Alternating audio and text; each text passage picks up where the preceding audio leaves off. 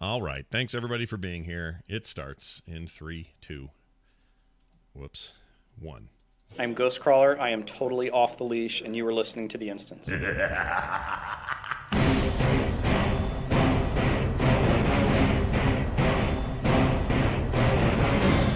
World of Warcraft podcast, so you don't have to. This is The Instance.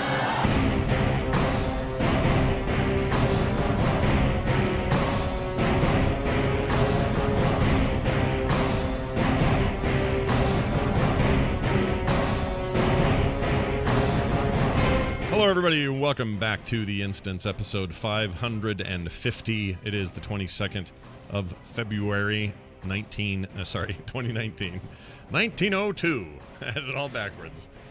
Welcome to our little show from 1902. I'm Scott Johnson, Garrett Weinzerpel. What's going on, buddy? Well, it's 1999. I'm listening to Limp Bizkit, the Marshall Mathers LP, and the second one's good. That first one's terrible. Americana by The Offspring. Okay, those are all, but you had two quality choices in the rear, but that first one, gonna have to just put my foot down and say, Limp Bizkit, not what they used to be. Didn't really hold up. Don't crap on the rap rock, on the hip hash, on the butt rock. Look, if I could wear a hat and tell everybody how, let's see, what was their one song everyone liked? Well, they had Nookie, they had Break Stuff, they had Rollin', they had My Generation. Yeah. They had more than one hit. Scott, don't step to me on Limp Bizkit trivia. Okay, and then they had that cool cover of Mission Impossible theme? No, the Mission Impossible theme for Mission Impossible 2? No, although, yeah, that was all right. Oh, Faith. Yeah, Faith, George Michael. Has not aged well, in my opinion. No, I'm going to just say it out loud, and you can disagree with me if you want, but I don't think Limp Bizkit has aged well at all. I'm just saying. Just of all those three albums you mentioned, those other two, still highly listenable and fantastic works. First one, not so much. I mean, it depends on your personal sensibilities and how much you can remove yourself from the time period to still enjoy, I think, the Marshall Mathers LP, because it's pretty offensive by today's sensibilities. Yeah. But yeah, I do still enjoy it, even though I do disagree with the subject matter. Well, let me just say this. That's true of a lot of rap. There's kind of hard to get around it. But I'll say this about Eminem, Marshall Mathers, okay? Today, or yesterday, this is a total offshoot topic, guys, and I won't spend much time on it. But the other day, he tweets how mad he is at Netflix for canceling The Punisher, okay? So he says, in all caps, "Dear Netflix, y'all are making a huge mistake canceling The Punisher," some words to that effect. "Yours truly, or sincerely, Marshall Mathers." All in caps. And I looked at that and went, oh my gosh, my mother types like Eminem. Or rather, Eminem types like my mother. She thinks that the way to get to customer service of Netflix is A, to yell it out on social media of some sort. She'd probably use Netflix. And B, to do it in all caps. So that was great. That really filled me with warm feelings about probably how old Marshall Mathers is getting. I would just like to say, Dear Slim, yes. Yes. I mean, and also I like The Punisher. I don't think it should be canceled. I'm with him. I don't think it should be either. But as a lot of people have pointed out, I don't think it's really Netflix's call at this point. No, it doesn't seem like it's not Netflix's their job call, because they are literally canceling some of their most popular shows. Yeah, no, it's not them. Disney's pulling out. That's the deal. And somebody, I hope, explains it to Mr. M or Mr. Nem. M and M. Anyway, hey everybody, we're here now. Before we get going too far, we got some stuff to talk about. There is some WoW goings on this week, including my lucky day the other day, which I'm gonna rub in Garrett's face a little bit. I hate you. Don't hate me. Love me for what I found. So here's the deal. People on the show might be interested in this. You may already know about it because a lot of you listen to the morning show that I produce called The Morning Stream. If you don't, you should check it out. It's a good time. But every year for the last, well, this will be our second year, we've been doing a yearly meetup in Las Vegas, and we call it Viva TMS Vegas, and we just go to Vegas and have fun. We have some music. We do a little bar meetup stuff. We do some nerdy things during the day. And this year is special because on the Thursday of that event, we're renting the a chunk of the esports arena that's there at the Luxor Hotel. It's called HyperX Esports, and it's in the Luxor Hotel, right in the middle of the thing. And you may the seats built out of old RAM cards? No, I wish. Also, there are no. You can't pull the thing on a slot machine in front of your chairs. None of that stuff's in there. It's just like esports looking space. And if you look it up, you can see a bunch of pictures, and you'd be like, "Oh my gosh, that looks like a professional space." It is. They use it for tournaments, and Blizzard's used it multiple times for Hearthstone and Heroes and Overwatch and so on. We're going to use it for a friendly, community-based Overwatch tournament called Overpants. And if you're interested in participating, you can get all the information at vivatmsvegas.com. And you can also hunt it down over at frogpants.com. I kind of made it everywhere. It's on Twitter as well. But you go over there, there's ticket information, there's details about what we're doing. We got a really killer room rate at the Plaza Hotel for anybody who wants to save a little cash there. And even if you're bad at Overwatch, we're encouraging people to sign up for teams. Tell us what your ability range is. We have like 1 to 10, so you can say, well, I'm terrible and I'm a 2, or you can say I'm great and I'm a 9. Whatever you want. It's not meant to be uber competitive, just a fun, light, good time. The winning team all gets medals. We're having custom made just for the event. It's also a rad challenge coin for this year's swag, among some other things. So it's really cool, and I just figured this audience might be interested, who maybe don't listen to the morning show. So if you're interested in such a thing, and you like, I don't know, hanging out with the community and us, and other people will be there, like Tom Merritt will be there, Justin Robert Young, a whole bunch of familiar faces around the network will be there as well. So go check that out, vivatmsvegas.com, and sign up for your Overwatch team. Also, as a matter of business, Chris Metzen, you might know him from such things as Blizzard. And isn't he the guy that did like one voice in the Dragon Prince? That's what he's famous for, right? Yeah, that's it. Wow, you nailed it. You've really pulled I out think his star is rising, man. He's gonna break it big one day. Gonna go places. Yeah. Well, I can tell you one place he's gonna go. He's gonna come back on the air with me. Now, how do I know that? Because he, independently of me even, got on Twitter the other day and said, when Scott and I get back together, what kinds of things do you want us to talk about? So, interviews coming, but he also wants to get your feedback. Like, what kind of stuff you want to hear from him? A lot of you replied with, can you tell us what the hell's going on with Blizzard, Activision, business? All this. But that's probably not going to be the main topic. What do you really think he's going to talk about that? You really think he has has an idea at this point? What's going on internally? He doesn't work there anymore, folks. No, and he also didn't have anything to do with that kind of level of management. None of that was ever on his plate. Is anyone out there like truly sitting there going or believing that they call Metzen up and like, hey, who should we fire? Yeah. Like, I don't know. Guaranteed. No, I don't think that happened when he worked there, and I definitely don't think it happens now. Garrett is not incorrect in his assumption, and that will be the case. So if you want that out of him, you're not going to get it. However, if you want to hear whatever else, we're taking your suggestions, and you can reply to his Twitter account. I've been pulling up carpet, and my throat is like full of dust and devil particulates. It's terrible. So excuse me today. But anyway, you can answer that thread if you want, or you can send us an email or a voicemail, however you want to get to us, and say, well, here's something I'd like to know. I'd like to know what he's doing with his 40K figurine painting that he was super into when he quit. Or how about, what other creative projects is he working on? Or whatever it is, kind of stuff you want to hear out of Metzen's mouth, kind of questions you want me to ask, that sort of thing. You can send us at theinstance@gmail.com, or you can leave us a voicemail at 801-471-0462. Yes, Garrett. I meant to reply and I didn't, so I'll just say here that I would like to hear him talk about the pop culture, remix culture that we find ourselves in. Like all these extremely successful pieces of fiction. What the hell was it called? There's a YouTube video by Nerdwriter called Intertextuality. I've never heard of that. All about this. Okay. And I found it through Just Right, because Just Right is another YouTube channel I really like that did a video on intertextuality. And it's this concept that Stranger Things, for example, it doesn't hide its influences. It brandishes them. It's proud of them and is very clear about what inspired it. And there's so much of that in Blizzard stuff. Sure. And I have to assume hearing your previous interviews with Mr. Metzen and realizing that he has very good taste and is a raging fan of things like Avatar: The Last Airbender and Korra and whatnot, that he's probably seen Stranger Things and The Force Awakens. Yeah, we have a lot of culture folding in on itself, pop culture, that is, to say.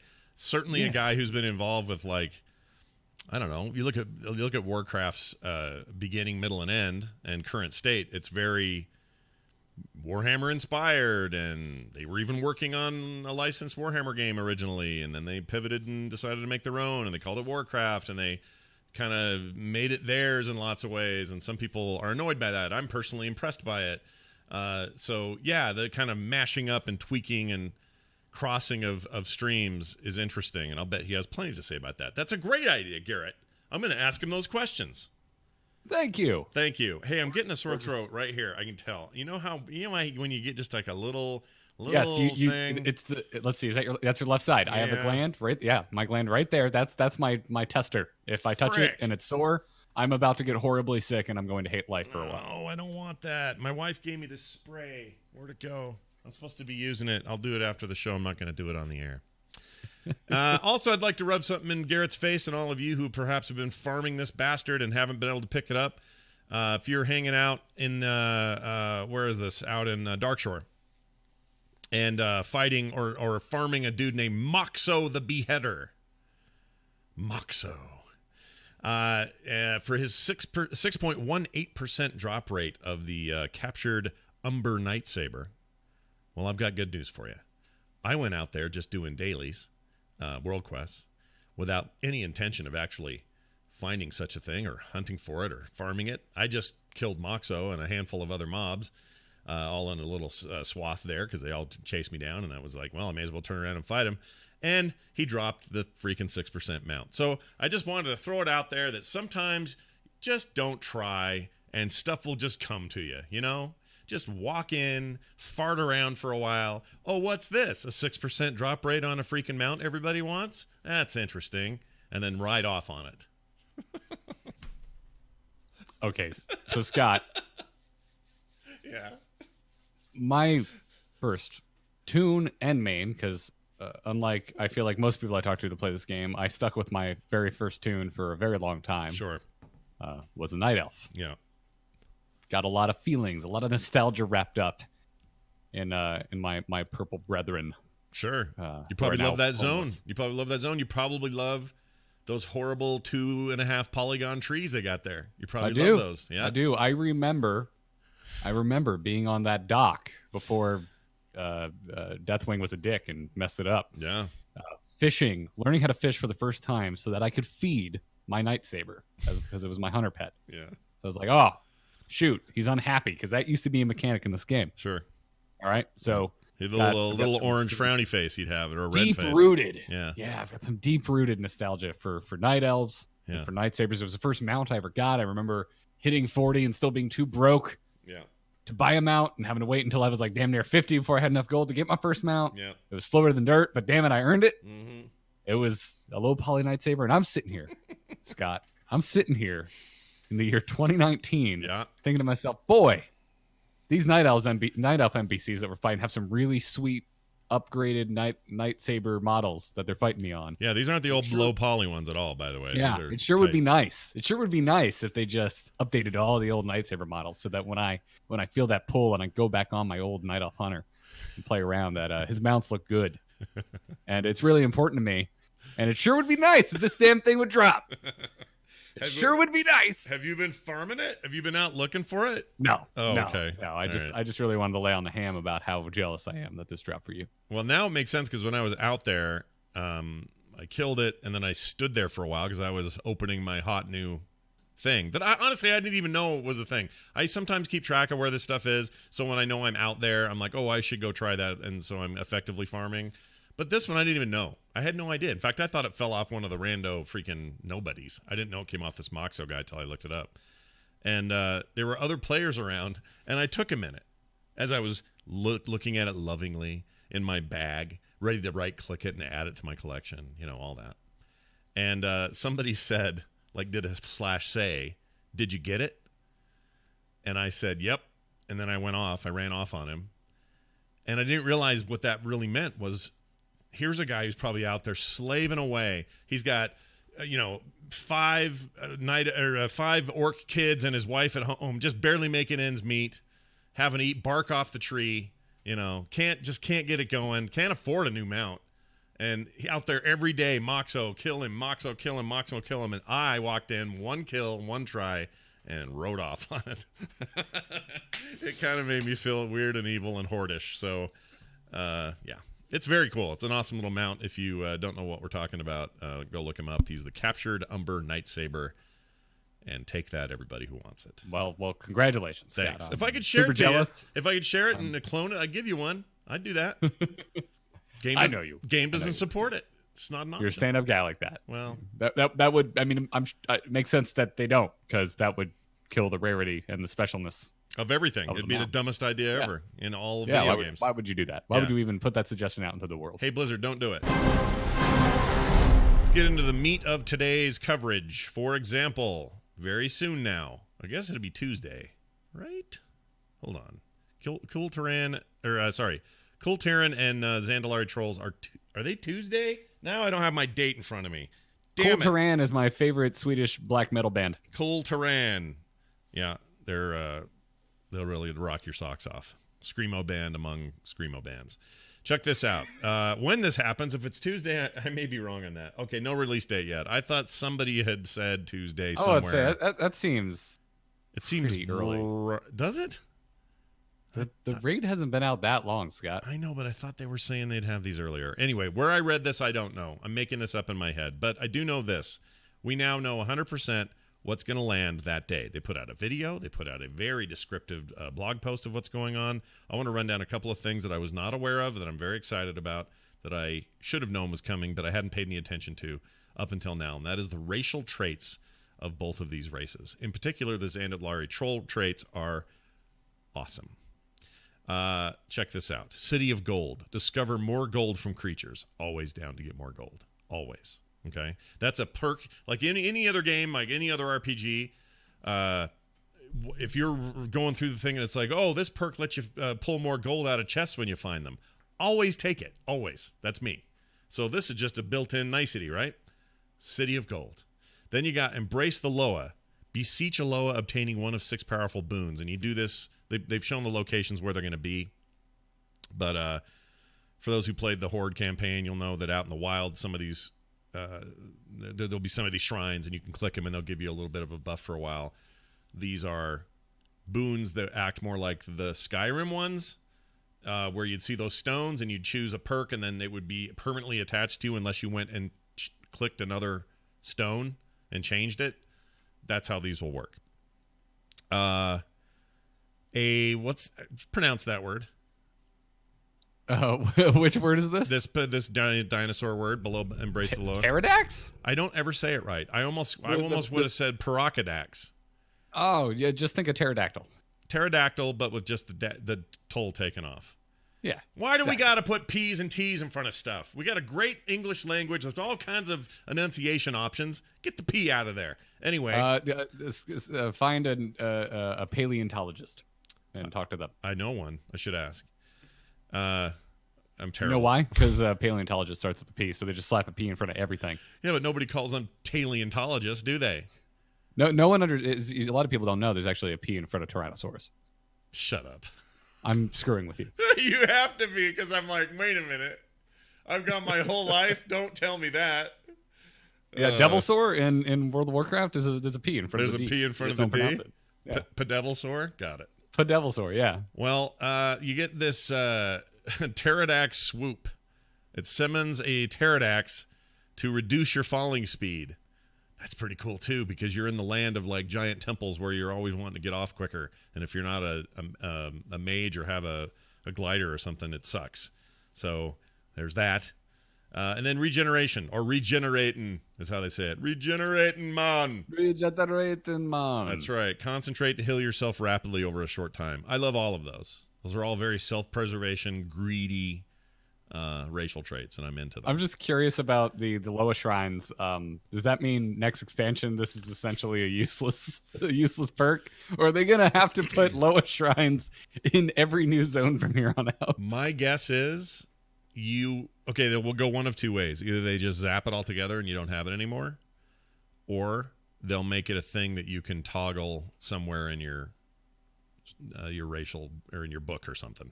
You'll be able to say, well, whatever active one I want active right now. Kind of like when you set your pet stance or whatever, be like that. Last I checked, all of the shrines were located in Dazara lore. They are. They should give all Zandalari an extra Dazara lore specific Hearthstone. Or a Diablo style portal. So you pop it, it takes you there, just like you go to town in Diablo. You go change your thing, and you click that same portal. It's like a two-way trip, and then you're done. It's gone, and it's on a cooldown. That's what you should do. That'd be awesome. But who knows? We don't know what they're going to do, I guess, until we get there. But to unlock that allied race, you need to reach Exalted with the Zandalari Empire, earn the achievement Zandalari Forever, or Zandalar Forever. Complete the following achievements on the continent of Zandalar: the Throne of Zuldazar, the Dark Urn, the achievement Tides of Vengeance, and complete the Horde Tides of Vengeance war campaign. The day is won. That is the Dark Heart of Nazmir. Not the Dark Urn. What did I say? Oh, the Dark Urn? I did the same thing. I think you skipped the line. Oh, I skipped the line. Dark Heart of Nazmir seeks with the sands and bargain of the blood. The final seal. Yeah, complete your zones, everybody. Complete your zones. Also, complete your sentences when you can. Oh, my Lord. All right. Mechatork's battle plans through the front door and fly out to meet them. Those are all the achievements you have to get. And when you do, you will have access to your Zandalari Troll. I wish it was Tuesday, but I guess they haven't given a date. The big thing here is Exalted with Zandalari Empire. If you're not a regular rep grinder like myself, this is probably your biggest roadblock. Oh, yeah, for sure. Lately I've been doing a lot of rep grinding, and I was going to make this recommendation after I talked about the Cultirans, but I'm going to do it now. Wowhead has this great attunement tool. A lot of you probably already know about it.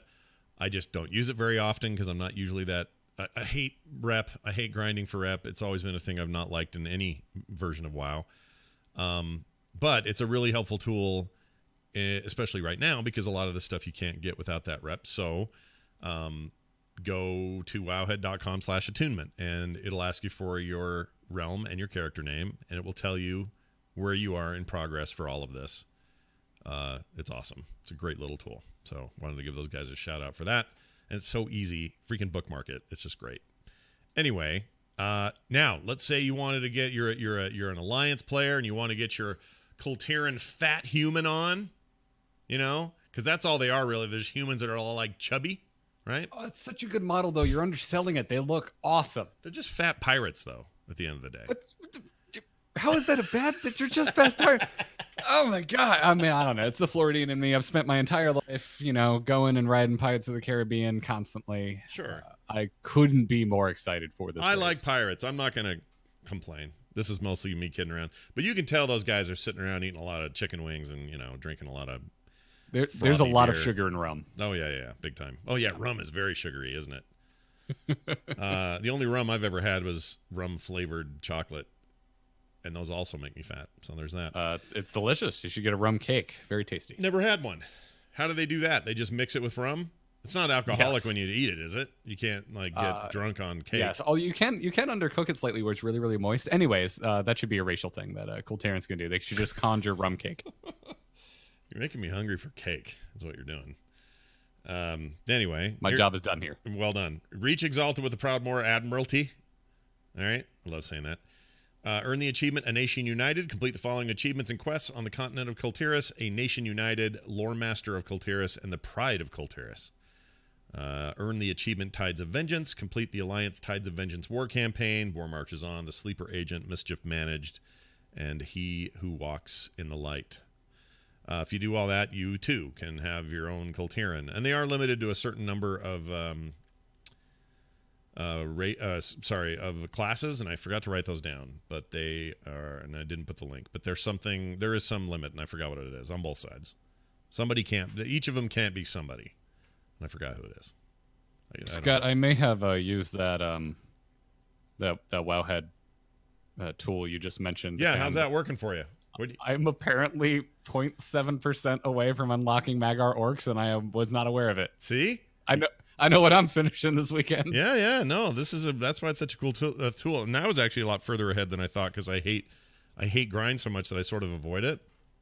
But some of this I'm sucking at. For example, Zandalari Troll, I'm at 45.1% of Exalted. I'm not there yet. But I've got all the other achievements. I have almost everything else except for a percentage of grind. Yeah, Zandalari Empire, I'm 75% of the way to Exalted, apparently. That's also closer than I thought, because I have been neglecting my world quests. Yeah. Oh, look at this. Reputation, the Honor Bound, the Strike of Borealis. Oh, that's on the other side. Hold on. I don't care about them. No, I take it back. Okay. I'm at 96.8% complete of the war campaign, which is lame. So anyway, I got a lot of weird little barely there kind of things from this, but they also give you dungeons and raid stuff. So, like, what have you completed there, all the way up through 120, 110 to 120, tells you if you've completed it or reached it. It's really cool, and I've reached and completed a lot more than I thought I had. Because I just lose track of this stuff. It's just a lot to keep track of. And that's why this tool exists. So, again, wowhead.com/attunement. And no, it will not help you with traveling back in time and being attuned for old raids in the game. I think we should get together really late tonight and go run the Time Walking Black Temple. That's running right now, isn't it? That's a thing. Yeah. What's the deal with the something going on with Wintergrasp? What's going on with that? That'll be coming back soon as a special battleground. Right. And the Blues are playing it on a stream sometime here soon. Oh, are they? I didn't hear about that. I read that somewhere this morning. I don't know where I read it, but apparently that's the thing that's coming as well. I am ecstatic about Wintergrasp coming back. Really? Me too. I mean, that was the most fun I ever had in PvP. So, I don't know if they've said, but I wonder if it'll include, like, you control Wintergrasp, therefore this boss opened up, therefore there's cool loot and level appropriate, I think it's just basically a battleground at this point. Okay, so they're not doing that bit. Don't quote me on that, because too late. I haven't. Too late. Garrett Wines Earl, February 22nd, 2019. You heard it here first. Quote. I'm not that I'm. That's fine if it's just a battleground, but I think it would be a lot of fun to get some. Well, even if it was just for some decent transmog in there, that'd be cool. And those were fun fights. Tune those up for 120. It'd be fun. Be all right. They were fun. They were simple, relatively. Yeah, they were kind of just burn them down. They were also, the models were nothing special. They were your run of the mill frost giants. Yeah. Oh, that's right. Yeah. Yeah, it was still fun. They could put something down there. That'd be cool. We'll see what they do. Anyway, I made a very unpopular statement over the weekend. Let's just drag this out for a second and beat it with a stick. Okay, well, I'm not sure what you're referencing, because I'm very worried about how controversial it may be. I think, because I've been playing a lot and I've been going back and watching in-game cinematics again just for fun and just kind of soaking in lore and stuff as we get ready for the next phase. And I know this isn't a popular opinion, but I think my favorite character in the game right now is Nathanos Blight Caller. I think he's the guy. He's the man. Okay, that's not. It's really a little controversial. People jumped all over me. Like, what are you talking about? He's the worst. I can't wait till he dies. He's this. I hate him. He's a piece of garbage. I like Nathanos a lot. I love him. Anything. I'm just over Sylvanas at this point. I hate the way they've taken the character. I'm straight up bored at this point with her one noteness this entire expansion, and I'm just ready to know how this ends. I'm so bored with her, but I love Nathanos. Can't get enough of it. Well, what if he does a full Brutus and just takes over the throne and becomes the next? I vote for him. Yes, Wow. Nathanos for president. Okay. Nathanos gets shit done. Sylvanas just sits on her throne and twirls her mustache. I'm over it. I think I can't believe how much we agree on this. I thought you would give me some resistance on this for some reason. No. I don't know why I thought that. Unless you're going to dig Vol'jin up and prop his lifeless corpse back up on the throne. Yeah, Nathanos, let's do it. Okay. I'm in. I mean, if I were living in Azeroth, Yeah. I wouldn't vote for him. It's probably pretty bad for me. But if I'm like rah, let's win the war, I vote for Nathanos. Yeah, I just like how dark and twisted he is. I like his weird ass voice. I like his glowy eyes. He's just like he's just a pisser. There's just something fun about him. I just really dig him. And dude has seen some shit. Yeah, but also I think he's just really well realized and fun to pay attention to. And that's what I'm saying. I'm not saying I admire his qualities or anything like that. He's kind of an ass, but it's how textured and layered he feels to me. He's not one note. He feels complicated. When he's on screen, I get excited when I'm doing something for him, or even when he voices a world quest. The Dark Lady needs us to freaking pick our butts and throw it over the side or whatever. I get excited about it because I'm like, yeah, dude, look at you talking to me. You're cool. Anyway. Yeah, I dig him. If like I said, if I lived in Azeroth, I'd probably vote for Bane. Oh, yeah. I would too, actually. Bane seems like he would just be a good leader who has everyone's well-being in mind. Yeah, he's a nice guy with a plan. Usually, he's a nice guy. I like him. All right, I'm going to quickly show the chat something that we're about to talk about. See if I can get this to work here. Okay, so there's this talk of... Yep, there it is. Oh, I hate websites that want me to do notifications. Blizzard Watch did a post about the new Overwatch jerseys. Not the ones the players are wearing, but the ones that people pay for. So last year they were pretty rad. If you loved a team, I bought one for my son for the Spitfire, I guess it was. If you were a fan, you were like, sweet, for $90 I can get a jersey that is a really awesome either version of that jersey or a really great fan jersey or whatever. And they were really nice last year. This year, they, by all accounts, are garbage. And the question is, did the layoffs or any of this stuff happening in Blizzard have any effect on this? This may seem a little petty, but I want you guys to look at this. For $90, you'd get a shirt. Look at this one. I want you to look at my face in regards to did the layoffs have something to do with this? Because this was my face. Okay, hold on. Wait, let's get Garrett's face. Hold on. I got the wrong thing running here for your face. Okay, show me your face. I wasn't ready for your face. That's a good face. That's absurd. You don't think it had anything to do with like all the craziness? Like 5 people got laid off that were in charge of making sure these shirts were okay and working with third parties to make them. Because look at that garbage shirt. That is so bad. $90. It is bad. I'm not refuting that. No, this probably just looks like, hey, I found somewhere that'll print them for a lot cheaper. Okay, go for it. And they didn't quality control it. I don't think it was, we got to save some money. Let's save 50 cents a shirt on this cheaper printing I don't know. That's obscene. That's just absurd. Yeah, no. Also, we have no way of knowing. I agree 100%. I agree. On the face of it, it seems like no way. Also, you're right. There's no way of knowing. And besides, I don't think these shirts were purchased the day after the layoffs. I think that this was well in advance going. Who knows? But the point is that it's not good for Blizzard to have. Okay, this is really the big point. It's not good for Blizzard in the face of those layoffs and the shadow of all of that to have weird little things happen that seem like additional gas on the flames. Do you know what I mean? Like, I'm not saying they can control all that perfectly, but to have these roll out and look this bad and be charging $90 a piece and everyone feeling a little tarnished as it is not a good look for Blizzard at this stage. That's really my takeaway. I'm with you, but I'd also like to add nothing is a good look for Blizzard at this stage. They can't seem to do anything right at the moment. Yeah. And this seems just really tiny in the grand scheme of things. It is. It's very small. It's very small. Yeah.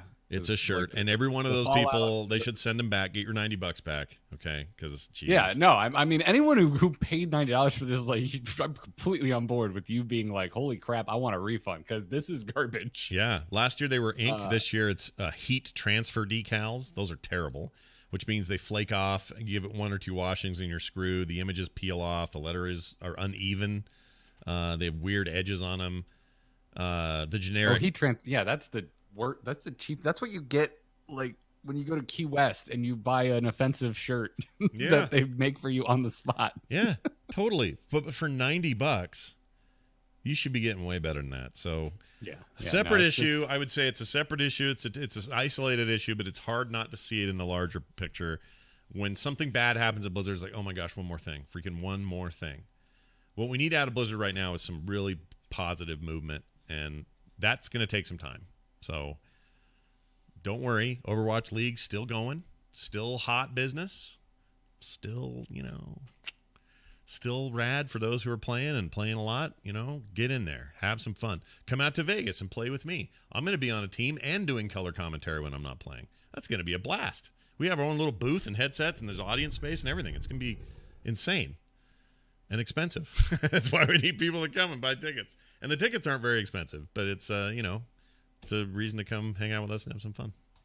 I think everyone should go watch the GSL right now because it has every pro StarCraft 2 player you have ever known or cared about in Code S, and it's amazing. Look at you back on the StarCraft wagon, man.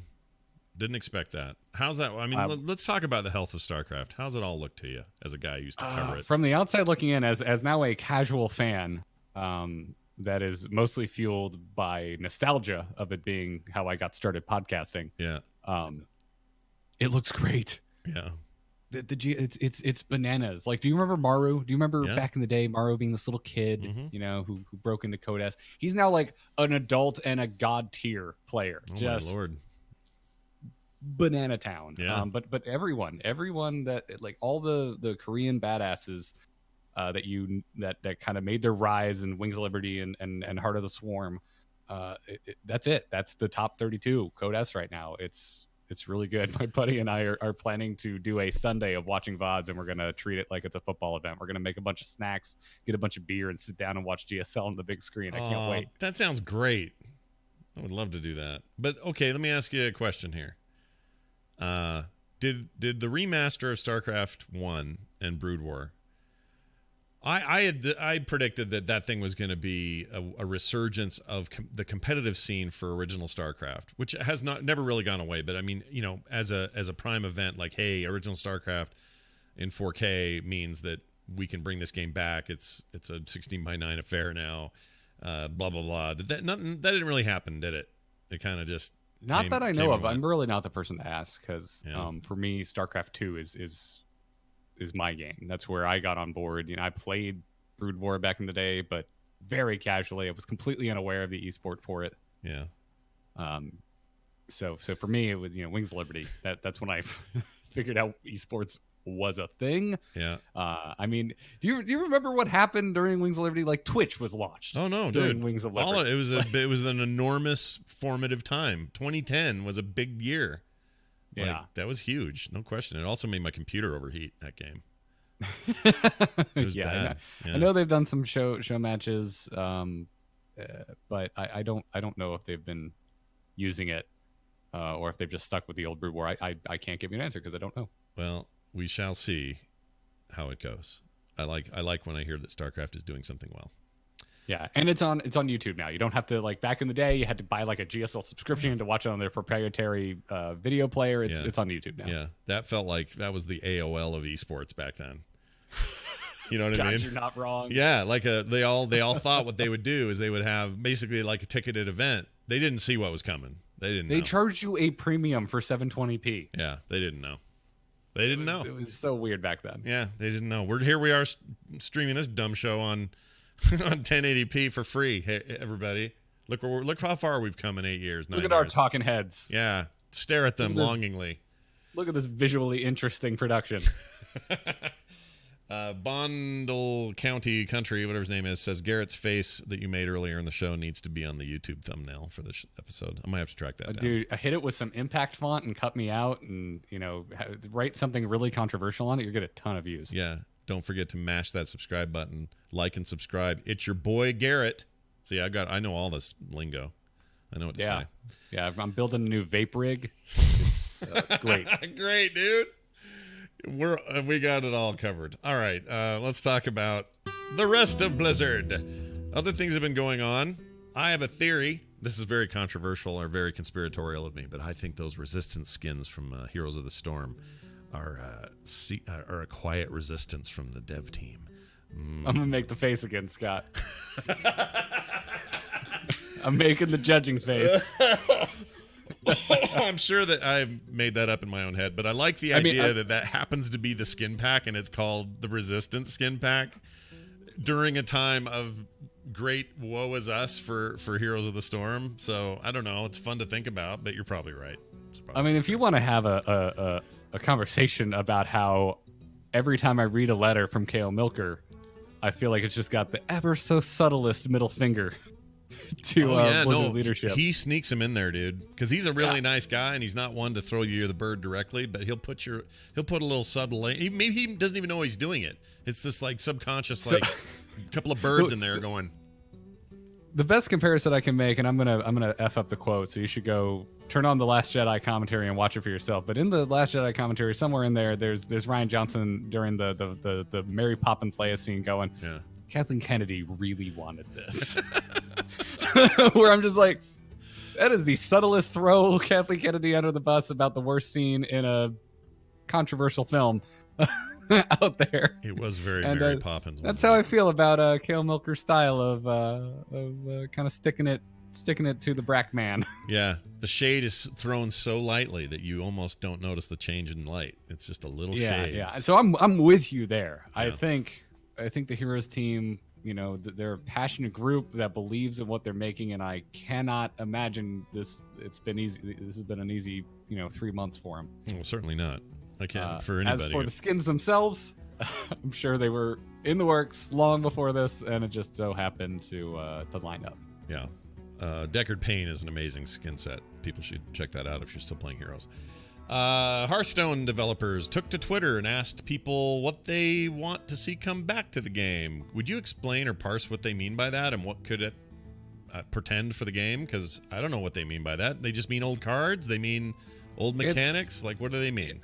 Again, it's this, because of the state that Blizzard is in, this is landing weirdly. People are gonna, I think, blow it out of more proportion than it needs to be. Mm-hmm. I see this as a good thing. I like seeing that that Team 5 is out there asking, like, hey, what do you want Hearthstone to be? Yeah. Because it has stagnated. To be completely honest, we're gonna get our 3 expansions. We're gonna get brawls. We know that. I think a lot of us veteran players are ready for something new, and we're just not getting it. And I mean, to me, this kind of ties in with that survey that was bouncing around in January. That was asking, like, people were freaking out. YouTube videos are going up all over the place because one of the questions in the survey was, how interested would you be in Hearthstone if it didn't have an esport? Oh, really? But it had all these other questions that felt like a needy significant other. It was like, do you still like me? Do you still spend money on me? Like, it had questions like that as well. Yeah. I can't remember on the top of my head, but that was the way, that was the anecdote I was using on Angry Chicken. Yeah. So I think they're just trying to figure out where to focus their efforts. Mm-hmm. That's the vibe I'm getting. But I see it as a really positive thing, because there's a lot of stuff I'd like to see added to the game. And a lot of the responses I saw to this, to Ixar's tweet, very few was I like, oh, that's insane, that's a terrible idea, I wouldn't want to see that. Everything I was like, yeah, I'd be stoked if that got added to the game. Yeah, no, that's cool. I mean, them reaching out for feedback certainly isn't anything new, but again, it's just always in the shadow of what came a week and a half ago that everybody puts, frames this in. The chat room says, Kilmarnock 1285 says, it's in good faith, but it comes off as Team 5 being desperate. You agree with that? Not desperate, but I think desperate's not the word. It comes off as just, yeah, to a certain degree. I mean, I don't know. Like, it's, I want them to be open to feedback. I want them to listen time. Yeah. Because of where we are right now, like take Blizzard out of the mix. Forget all the stuff that just happened with Blizzard. Apex Legends just came out of nowhere, and it just works, and it's amazing. So there's also that, that Henry Ford quote. It's just like, I don't ask me what I want. Just give me something good. Yeah. Just surprise me. Just release something. It's amazing. It's not buggy, and just surprise me at this point. That game is a That's a good example of that in action. Yeah, and seeing how many replies there are, it's hard not to have that feeling because it's just like there's just so many. There's so many replies. I mean, you do notice themes or patterns, obviously. There's a fair number of people jumping over to Magic Arena. Yeah, well, it has a lot of formats, which is what I've been asking for since the beginning of Hearthstone. When I got into the beta, I was stoked. I'm like, oh my god, there's so much potential. This is a solid card game. I can't wait for Sealed. I can't wait for Draft. I can't wait for all these other, like two-headed giant. Like I was hoping for 2v2 in Hearthstone would be really cool. Oh yeah, and oh man, we've never even heard like a whisper of a new format. Like there's nothing. Yeah, they launched with Constructed and Arena. And eventually they added Tavern Brawl, which is not that different, really. I mean, you get weird spins, but it's still kind of bound by the confines of Hearthstone. I know how you love quote-unquote brawls in these video games. They're your favorite. Oh, yeah. it's not for me. And now that I've gotten to know multiple devs on the Brawl team, I feel bad crapping on it. But it's just not my jam. Well, it's not them. I mean, in Heroes, you always hated those brawls. You don't like you like the. I just never played them. I think I played like 2 Heroes brawls. But that's enough to know, right? You don't come to that game for weird offshoot janky rules. You go to that game for the game. I've never been a custom map guy. Right, ever. Right. Not in Warcraft 3, not in Dota 2, except for auto chess. But I just want to play auto chess, and that's the only way I can. Sure. That game will exist in some other forms. Yeah, I've never been a custom map guy. I'll tell you what. When I played back in my Unreal Tournament days, the facing, what was it called? Two-face? Whatever it was. There were basically 2 towers on a floating rock in space with a big chunk of land in between it. And it was capture the flag. And you would turn on 2 modifiers. You would turn on low gravity, and you would turn on instagib, which was just this what do you call those guns that just shoot a fast laser? What's that called? Railgun. Oh, railgun? Yeah, it's basically. Well, railgun is a fast projectile. Yes, but it's just like like a shot or whatever. And if you got hit, you're dead. It's just you would explode into guts. Which was the instagib thing, yeah. So instagib was on, and then you would have low gravity, and that was the only time that I really liked that kind of thing. That sort of let's play with the rules and dork it up, and then go have some crazy fun. Like now you're reminding me. So I guess my statement is not entirely true because I did play the crap out of Half-Life mods. Oh yeah, like of course. Custom Half-Life mods. Well, because it's new, and you were fiddling around, and it's not the same though as you saying, like if what's it like. We're just in such a different world now, and we're kind of over it. We want really well-crafted experiences in games, whether that's the gameplay loop or the game itself or whatever. Well, I still know plenty of people who love custom maps. I mean, how else would we have discovered auto chess if people weren't in there playing custom games? Well, you're right. That's totally true. So it's definitely still a thing. I don't think it doesn't feel the same to you and I, who a little older. Obviously, you've been around for a piece of game even longer than I have. Sure, but it was different in the late 90s and the early 2000s. I agree. When I was playing Quake in '96 or whatever, and we started getting mods, I mean, we were all in on that idea. It was like, and not only that, the mods turned into games. Like the very first time I played Team Fortress was a mod for Quake 1, and it was amazing. And I thought, oh, this is going to go someplace. And sure enough, it went places. Same thing goes for. Capture the Flag itself was originally a Quake mod. It was unheard of, and now is like a mainstay. I honestly think that, well, we know there'd be no MOBAs without Warcraft 3 and its modability. It's the one thing I wish Blizzard was building into their games more, and maybe whatever they're working on now can go further in this direction. Probably not if it's mobile focused, but it'd be great if they embraced the mod space a little harder, not just with StarCraft, but with, I wish Diablo was moddable. That would have added so much lifespan to that game, more than it already has, and it already has a long lifespan. So Heroes should have let us make the skins. Just do the Dota model. Yeah. Like, why have that all locked? Give I us agree. some map building tools. I agree. Let me sell hats. That's what I want to do. Yeah, it's built in the StarCraft engine. I know you have map tools. Yeah. You guys know what you're doing. All right. Overwatch League is in full spin. We mentioned that earlier, and that Paris map is out. So if you want to get your French on, go in there and give that a try. Get your French on. Chew on a baguette while you're playing it for the full experience. That sounds all right. Hear ye, hear ye. Why, it's the town crier. It is the Town Crier indeed. It is where we read your emails. I'm going to read 2 of them today because why not? One's very short. Got one from Robert. Oh, by the way, you send these to theinstance@gmail.com. You can also leave us voicemails at 801-471-0462 if you'd like those to be played on the show. Make them kind of short, though, like a minute or less. If they're longer than that, they usually won't make it. Got one from Robert who says, "Hi, guys. Listening to episode 546. Please do more cinematic recaps. That was amazing, Robert." Now, what he's referring to was my terrible telling of in-game cinematics that were presented just fine by Blizzard. Yeah. Okay, so like there's a shot of these giant bells and they're ringing and you're like, oh, it's church. And then surprise, it's this human city called Lordaeron.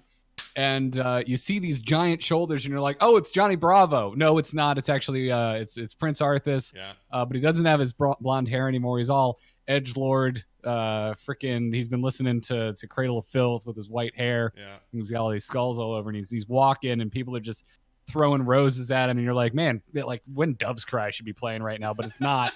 It's this epic orchestral score. Yeah. Like you get a close up on his hands and you're looking at his sausage fingers as one of the petals like lands on his hands and it wilts as it touches his. He did have sausagey ass fingers. That is so true. Yeah, and it's at this point that you start wondering, why are these people still cheering? They should really probably be concerned. You know, their blonde, beautiful prince has just shown up looking half dead, wearing the skulls of his enemies. Yeah. Later on, we find out it was made from Serenite, and it's not actually, it was more of an aesthetic thing. But anyway, then, there's zoom in on 2 giant doors. They get thrown open pretty violently. And again, the king's just sitting on his throne. He seems happy to see his son. You're like, you should be concerned. This is your child. And he left looking like a Disney character, and he just showed up looking like he came out of a freaking Guar concert. And yet he's like, "Hey, what's up, my son?" And then the Arthas just walks up and he just stabs his dad. Yeah. See, I think your telling is really accurate. Like, I think you're nailing it. My approach was more like, Sylvanas did something, I don't know what. Like, that's kind of the essence of my thing. So Garrett is really good at the retelling. I think I'm terrible at it. But if that's what the people want, fine. Next time they put out... ask me to redo, like, I don't know, any of the others, I'd probably struggle with it. Yeah, like, what happened recently? Nathanos and some one-eyed orc. Am I supposed to know her name? Who's the one-eyed orc? One-eyed orc? Yeah, it's a lady. She's always hanging out with Nathanos. Oh, you're talking about the Terror of Darkshore with the Malfurion actually being a badass. Yeah, she comes in there with him, and they see a groveling little troll guy who's going, "Bom Somdi, don't take me now. Leave me here. Don't take me now," he says. And then they go out into the woods, and they go, remember when we were that thing's screwed up, by the way, because when they're describing them moving product, basically, to or moving supplies for the war effort, he says, "Hurry up. We don't want to do this. We don't want to be, we need to be there before dark." But the scene it's dead dark. It's night. Either that troll's an idiot or they screwed up on the team. But anyway, they get out there and he goes, let's do it before dark. And then all of a sudden, a bear comes. And the bear says, "Tell her we're coming for her." And then they run off, and then Nathanos is pissed. Oh, and then the owl comes, and at first you think the owl might be Sylvanas, but no, it's her shitty owl she shoots at you in Heroes of the Storm. Oh, you mean Tyrande? Yeah, Tyrande is what I meant. Tyrande and her husband are standing there looking all like they just had sex, and they're thrilled about it. Anyway, so there you go. There's my retelling of that one. Mine are very short. Let's liken the shot of Malfurion and Tyrande standing next to each other as an after sex selfie. Oh, it's like a little afterglow. They look all like oh, that's terrible. I'm doing the face again, Scott. Just had sex and it felt so good. Remember that song? Lonely Island is going on their first tour ever. First? Really? I thought they already did a bunch of that. That's cool. They're doing a tour. I would enjoy that tour. I would go see that as well. Except now I would just be like, do Jake Peralta from Brooklyn Nine-Nine. Yeah, do Brooklyn Nine-Nine. I struggle to remember your real name now because I've watched so many episodes of that show. All right, here's what we'll do, chat room. Next week, have one in mind, like one of the cinematics from some history in WoW and next week I will try to, from my memory, do a retelling of it. So you could say, I don't know, the one where it could be the one for Warlords, like the opening Warlords thing. I don't remember hardly shit about that. I would love to talk about that. All right. Hey, look at this email from Harry, who wrote in and says, "Good morning. I love your show and have been listening for almost a year now, which indirectly got me hooked on your other podcasts individually. As you mentioned on your last episode of The Instance, I agree, Grumpy Patrick is priceless. Anyway, getting to my point, you all seem to agree that Cataclysm sucks. I actually don't. I enjoyed Cataclysm. Patrick is pretty sure it is. I don't think you liked it either. I think Cataclysm has aged surprisingly well. Like, some of those zones are rad. Yeah, they're pretty neat. Also, I also think the Deathwing fight is still one of my favorite creative raids ever. It was awesome. It's really good. Yeah. Cataclysm. Yeah, I just think it's aged better in my mind. At the time, though, I didn't love it too much. But it came after Lich King. Like, it had such a huge expansion void to fill. Like, it was in Lich King Shadows, and I think that's exactly what's happening right now with BFA. Like, I don't think it's that bad. It came after Legion, which is probably the best expansion this game has ever had. Yeah, it's a very hard act to follow. I think that is absolutely where we're at in this transition, and we will probably, this is going to sound like heresy to some of your ears, but we will probably some years from now look back and go, oh yeah, I like that about BFA. That was cool that they did this thing, or I like where the story went, or we're going to have nice things to say, just like we always do about the expansions that have issues we don't like. We all do it with, we were all worried about pandas, and now I know you and I, anyway, really think fondly of our time in Pandaria. I'd still say it's one of the best things they ever did in this game. And I don't want Warcraft without it. Like, it's... I'm trying to think of a music analogy of like a really good band, and then they were followed up by also a good band, but not as good as the other band. Yeah, or even albums from that same band. Like, a band will put out something... So you go back in time, and you just watch The Clash perform, and then, like, 1994 era Green Day comes out, and you're like, well, I like them, but they're not The Clash. Yeah, no, that's a good point. That's a good point. Or if you're a Green Day kid, and that's your first exposure... Then you hear Sum 41 2 years later, and you're like, that they're not as good as that's the same idea. So for me, it's like this. Beastie Boys put out License to Ill in the late 80s. I was absorbed, loved it, couldn't get enough of it, had it on repeat, wore multiple tapes out, and had it on CD as well later. Loved it. License to Ill. Great stuff, except for that Fight for Your Right to Party is a stupid song. But anyway, whatever. It was great. And then their follow-up album is Paul's Boutique. Now, Paul's Boutique turns out to be one of the best hip-hop albums of all time, in my opinion. But at the time, it threw everybody for a loop because it was very different. It was more like what they wanted to make. It was less mainstream. It was more true to what the Beastie Boys would become over time. But nobody recognized it for that at first, and it got panned, and it sold like crap, and it was no good for anybody. But now we all look back and go, ooh, Paul's Boutique, ooh, that is a hell of an album. Oh, so good, so good. It kind of is that with WoW. Like, it just is. Like Cataclysm, we had our issues, but I look back and I go, oh, yeah, but dude, that final raid and the stuff they started doing with cinematics during raid content, like, that was all new, and like some really cool stuff, and the world needed redoing, and they did a great job of redoing stuff, and like we could fly in those zones now, and all of that stuff got improved. And we think about that stuff fondly. The same thing. Pandaria, rad expansion. We thought at the time, oh no, pandas. Even Warlords of Draenor, which I still think is their weakest effort yet. There's still things I love about it. The music I think is the best they've ever done. That can be argued, but there are other aspects to Warlords, I think, that I look back on now and go, oh, yeah, remember when we did that thing with that world boss? It was like the first time they tried that. Like, there are moments to be happy about. And I think that the case of the same case is going to be made for BFA some years down the road. Welcome to the WoW I don't have much fondness for Warlords is my only follow-up to that. Well, I mean, it is their weakest point, no question. Like, yeah. I think there's enough time has passed that we can still say that too without, it's hard to rose tint that expansion too much. And part of what makes it seem worse is that Legion, its follow-up, was so amazing. Yeah.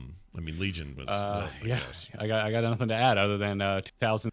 Warning was an amazing album by Green Day, and y'all didn't give it the respect it deserved, but you couldn't get enough Big Pimpin'. Yeah, Big Pimpin'. I had enough of Big Pimpin'.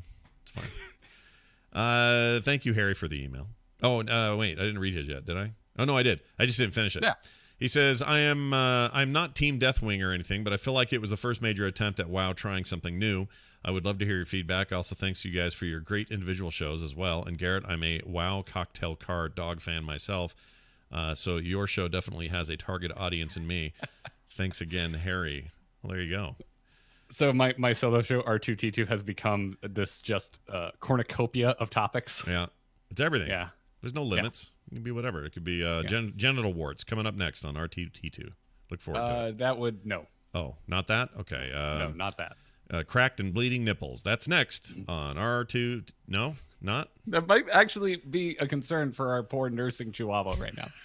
Oh, yeah. Actually, my daughter has. Turns out when you only have one puppy, that puppy eats a lot. Yeah. They take the whole, and they get all the teats. They get every teat. You got 6 of them there. Pick one, kid. It'd be like if you just ate at the buffet. You pick up the ribs, you eat the ribs. You move over one. Oh, there's burgers here. You eat a burger, you move to the next. You just stand at the buffet and eat. Oh, that sounds really good right now. I want a burger. That's what I'm doing for lunch. All right, we're gonna get out of here. Thanks everybody for listening. My house is gonna be full of people putting floors in right about now. So this is a good time to end the show. You won't hear a bunch of hammering sounds, which you're probably gonna get real bad real quick. Thank you all for being here and listening. Of course, as we mentioned a lot on the show, we have a lot of other stuff going on, other shows, and things you can catch while you're not listening to the instance. Garrett, why don't you tell people where they can go to get yours? Oh, it's all over the place. amove.tv is the catch-all for all of it. Kyle and I have launched a new podcast. It is called Enter the Apex. Not Into. I know you're all thinking, oh, like what's a tie-in with Enter the Nexus? It's Enter the Apex because ETA is such a cooler acronym than ITA. Oh, so. ETA is. I heard this yesterday from Kyle when we were playing Heroes, or Wednesday, and you said this, and I went, "Oh, that's why you do it. It doesn't even matter if it makes sense or not. That's a perfect little acronym." Yeah. Enter the Apex. It is now everywhere podcasts can be found. We're currently number 3 on video games podcasts on iTunes. Thank you for the subscriptions, everybody. Keep them coming. And go to youtube.com/Garrett and Kyle because we're cutting the podcast up into bite-sized segments and actually editing them to be visually interesting. Over there. And we had Trixler on the most recent episode, so go listen to it. Oh, that's great. Yeah, we Trixler wanted to come on here. We should do that. That would be a fun little threesome on the show. You know what? I'm not even going to say that sounded bad. Yes, that would be fun. That would be a rad threesome. Let's do it. It did sound bad, but everyone likes a rad threesome. That's been my experience. All right, well, great. That's amove.tv for all of that, everybody. So go check that out. And for everything I'm up to, you can check it out at frogpants.com. As always, and there are more great shows just like this one, so I would recommend it. We'll be back next time with more fine content. Love to get your voicemails in the meantime, 801-471-0462. Or again, you can leave us an email, theinstance@gmail.com. Find us at theinstance.net, on Twitter, at Scott Johnson, at Instance Show, and at Garrett Art. We'll see you guys next week. Have a good one.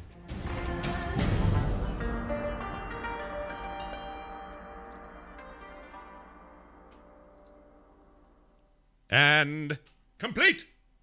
See